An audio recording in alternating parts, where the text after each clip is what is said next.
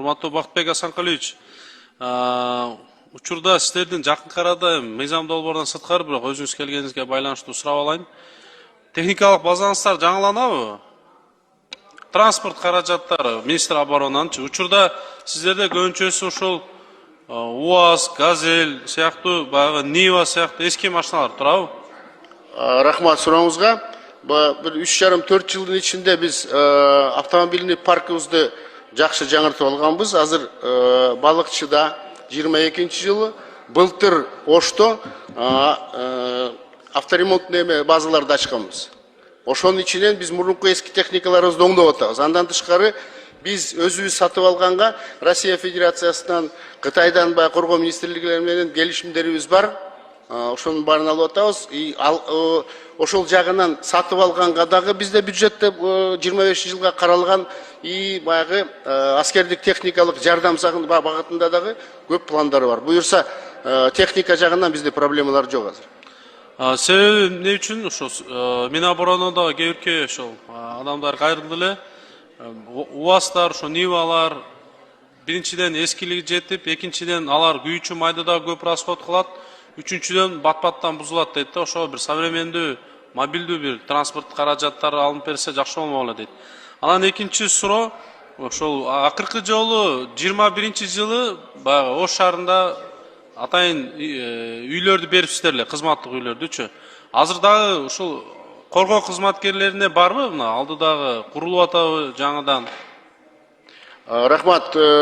Бул социалдык тармакта да көп иштер жасалып атат. Биз былтыр ушу Бишкек шаарында эле теги бир аскер бөлүктүн аянтын бошотуп, 11 гектардан ашык жерди бошотуп, ошол жерге азыркы мамлекеттик ипотекалык баягы процесс башталбады эле. Ошол жака өткөзүп бергенбиз. А жерде үйлөр салынып атат. Андан тышкары Баткенде Бужумда аскер бөлүктүн ичинде 5 этаждуу үй салынып атат. Андан тышкары көп аскер бөлүктөрдө мына ошол эле Лейлектеги Мураста, ошол эле Раватта көп бүт нөлдөн баштап салынган аскер бөлүктөр бар. Ошонун ичинде дагы турак жай маселелери жакшы коюлган. Ипотекалык жагынан биз азыр дагы аянтчаларды карап атабыз. Ошолорду өткөзүп берип, буюрса анан Ошто мурунку ушунда өткөн жумада бүт бар Лейлек, Баткен, Ош кыдырып келдим. Ошто дагы 740 квартиралык азыр үй салынып атат. 9 блок менен 17-16 этаждык үйлөр да. Бул мэрияга өткөзүп бергенбиз. Ошол жерден Кудай буйрса бир 200дөй квартираны коргоо министрлиги бизге алабыз. Ишиңизге ийгилик болсун. Андан кийинки суроо ушул. Азыркы Ош шаарындагы көп аскер бөлүктөрүңүздөр ошо СССР убагында салынган, өзгөчө Кулатов кичи микрорайонунда жайгашкан сиздердин аскер бөлүктөрүңүздөр баягы аябай эле бир плачевный состоянияда бүгүнкү күндөчү. Эми ошол аскер кызматкерлерине бир татыктуу шарт түзүш максатында бир жаңыланабы буюрса, жаңы курулуштарды курасыздарбы буюрса алдыда мына жылдарда? Оштогу мэрия менен биз азыр келишимге келгенбиз.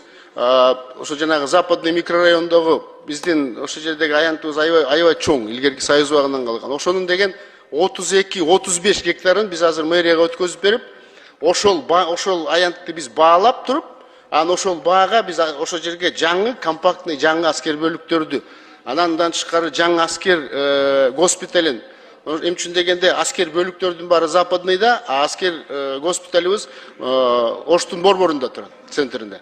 Ошол бизге ыңгайсыз да. Ошондуктан ошонун баарын ошол жерге бир компактный кылып түзүп, чоң ген план түзгөнбүз, ошол менен азыр иштеп атабыз. Буюрса ушул жылдын аягына чейин госпиталды возможно бүтүп калабызбы деген пландарыбыз бар. Андан кийинки суроом ушул. Мына Токтогула, Лагвиненкада жайгашкан сиздердин атайын Семетей деген гостиницаңыздар бар эле.